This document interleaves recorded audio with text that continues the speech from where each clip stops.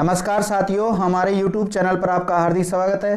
साथियों, आज प्राचीन भारत के इतिहास पे हम चर्चा कर रहे हैं। प्राचीन भारत का जो प्रश्नोत्तरी चल रही है उसमें प्रश्नोत्तरी सेकंड पे आज चर्चा करेंगे। तो आज का जो पहला प्रश्न है इसको ध्यान से पढ़िए आप, फिर अपना जवाब देना आप। देखिए, निम्नलिखित वक्तव्य पर विचार कीजिए। पहले कथन दे रखा है और फिर बाद में कारण दिया हुआ है। कथन ए में क्या दिया हुआ है? गौतम बुद्ध ने अपने सर्वाधिक वर्षावास श्रावस्ती में किए थे। कारण दे रखा है आर नाम से कारण दे रखा है, वो दे रखा है कौशल के राजा प्रसेनजीत तथा गौतम बुद्ध एक आयु के थे। फिर नीचे दिए गए कूट से आप सही उत्तर का चयन कीजिए और नीचे चार विकल्प आपके सामने दे रखे हैं। इसमें देखिएगा चार विकल्प, देखो आप ढंग से। पहले कथन और कारण को ढंग से पढ़ो, फिर ये चार विकल्प दे रखे हैं। ए और आर दोनों सही है। आर ए का सही स्पष्टीकरण है। बी ऑप्शन में दे रखा है ए और आर दोनों सही है परंतु आर ए का सही स्पष्टीकरण नहीं है। सी ऑप्शन में दे रखा है ए सही है परंतु आर गलत है। डी दे रखा है ए गलत है परंतु आर सही है। ठीक है, तो इस प्रकार जो इसका राइट आंसर जाएगा वो इसका राइट आंसर जाएगा बी। क्या जाएगा साथियों? बी राइट आंसर जाएगा। देखिए, आपने ये तो देखा, ये बिल्कुल जो इसमें ये कथन दे रखा, गौतम बुद्ध ने सर्वाधिक जो वर्षावास श्रावस्ती में किया था, ये बिल्कुल सही है। और जो प्रसेनजीत है वो महात्मा बुद्ध के अनुयायी थे, बिल्कुल ये फैक्ट भी आपको बिल्कुल राइट याद रखना है। और जो अंगुत्तर निकाय में कौशल महाजनपद का जो उल्लेख मिलता है उसमें कौशल महाजनपद का पहली जो राजधानी थी वो अयोध्या या साकेत थी, जो बाद में बदलकर अयोध्या या साकेत का नाम क्या हो गया था? श्रावस्ती हो गया था। ठीक है, अब देखते हैं सेकंड नंबर जो पर्सन है उसको देखिए आप। तेवाराम, देखिए तेवाराम किन शैव संतों के गानों यानी कि भजनों का संग्रह है? इस तेवाराम में मतलब कौन कौन से शैव संत हैं, उनके जो भजन हैं उनका संग्रह है साथियों। तो चार विकल्प आप पहले तो चार ये इनका नाम दे रखा है, जैसे अपर, समंदर, सुंदरर और मणिकवाचकर, ये नाम दिए हुए हैं। तो इनमें से कौन सा? अब फिर नीचे चार विकल्प दे रखे हैं, यहाँ से उत्तर निकलेगा इसका।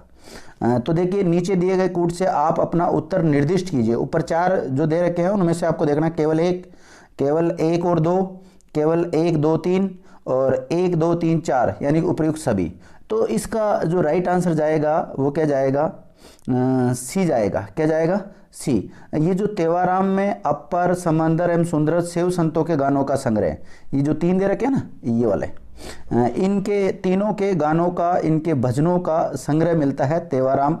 ठीक है, इसमें ये जितने भी तीनों थे ये सभी नयनार संत थे। कैसे थे साथियों? नयनार संत थे। नयनार संतों का नाम तो आपने सुना ही होगा। दक्षिण भारत में शैव धर्म के उन्नयन नयनार संतों के पल्लव शासक काल में इसका काफ़ी प्रचार प्रसार किया गया एवं समाज पर इस धर्म का काफ़ी छाप छोड़ी थी उस समय। ठीक है, प्रसिद्ध जो 63 नयनार संत हुए हैं वो प्रमुख थे, जैसे उनमें सुंदर मूर्ति है, मणिक है, मणिक वाचगर है, अय्यार है, तिरुजान है, समंदर है, ये सब सारे जो है 63 नयनार संत प्रमुख हुए थे। उनका नाम आपको 63 का याद नहीं रखना, लेकिन कुछ इंपॉर्टेंट है उनका नाम आपको याद रखना होता है। ठीक है, नेक्स्ट देखते हैं। आज का जो तीसरा नंबर का प्रश्न है इसको ध्यान से पढ़ें आप। तीसरा नंबर का प्रश्न है, जैसा कि प्राप्ति स्थलों से संकेत मिलता है कि 62 प्रकार के सिक्के प्रचलित थे। तो ये गांधार में, मत्स्य में, मगध में, कलिंग में, इस प्रकार चार विकल्प दे रखे हैं साथियों। तो इसका राइट आंसर जाएगा ए, क्योंकि ये सिक्का था तो पंचमार्क सिक्का। कौन सा था? पंचमार्क।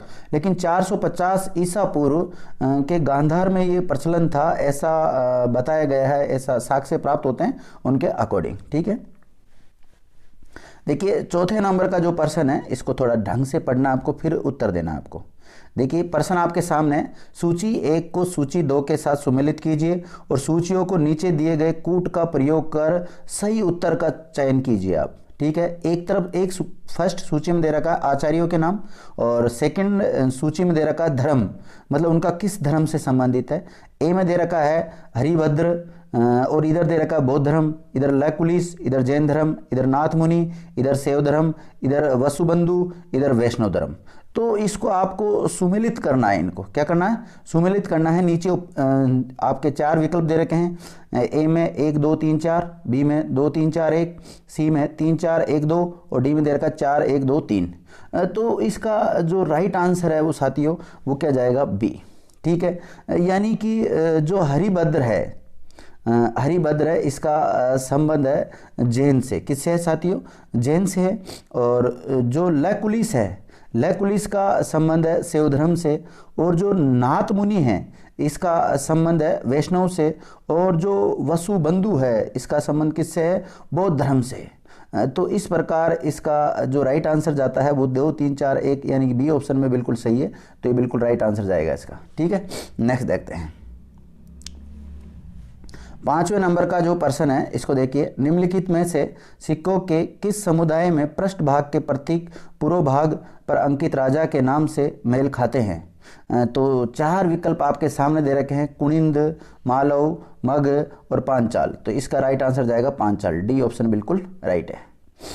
6ठे नंबर का प्रश्न देखते हैं। 6ठे नंबर का प्रश्न क्या है? 6ठे नंबर का प्रश्न, जैन मत में संथारा से क्या तात्पर्य है? 4 विकल्प दे रखे हैं, उपवास द्वारा प्राण त्यागने का एक अनुष्ठान है। बी ऑप्शन में दे रखा है सभा। सी में दे रखा है तीर्थंकों की जो शिक्षा है, जो 24 तीर्थंकर हुए उनकी शिक्षा के बारे में बता रखा है, या उत्कृष्ट मार्ग है। तो ज़्यादातर विद्यार्थी कई बार तो उत्कृष्ट मार्ग बताते हैं, कई बार उपवास द्वारा प्राण त्यागने का एक अनुष्ठान।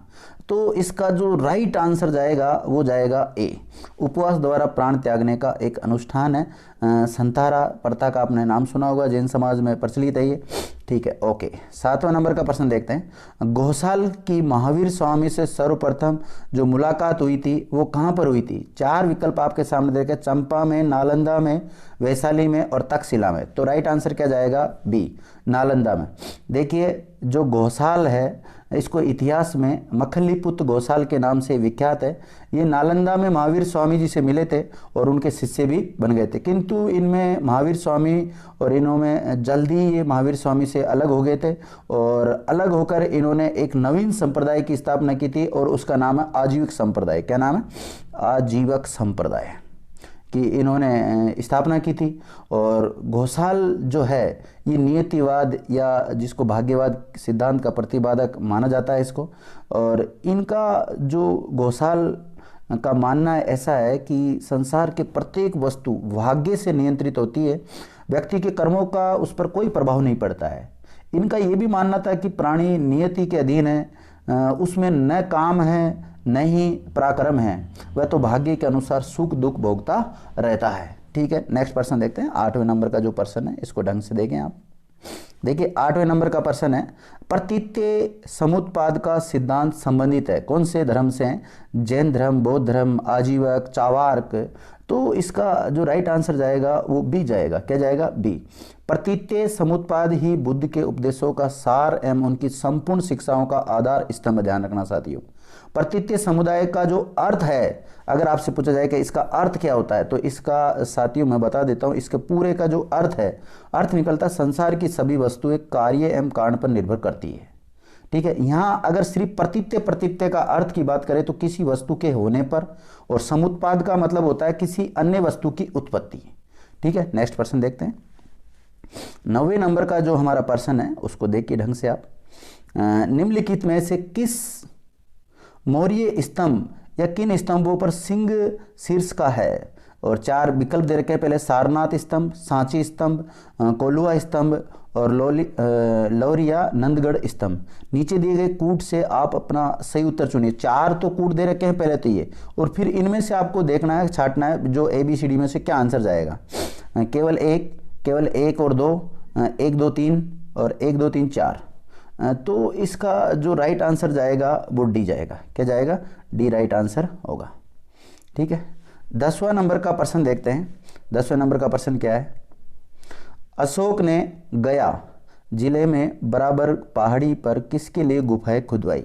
आजीवक के लिए, महासंगी के लिए और निगंठ के लिए और थेरवादी के लिए। तो जो आजीवक है उनके लिए अशोक का जब राज्याभिषेक हुआ था तो 12वें वर्ष में अशोक ने बराबर पहाड़ियों में 2 गुफाएं आजीवकों को प्रदान की थी। तो ये जो गुफाएं खुदवाई गई है वो किसके लिए खुदवाई गई है? आजीवकों के लिए। दोस्तों ये थे आज के 10 प्रश्न। आपको कैसे लगे हमारी ये प्रश्नोत्तरी? अच्छी लगी है तो इस वीडियो को अधिक से अधिक लोगों के साथ शेयर कीजिए।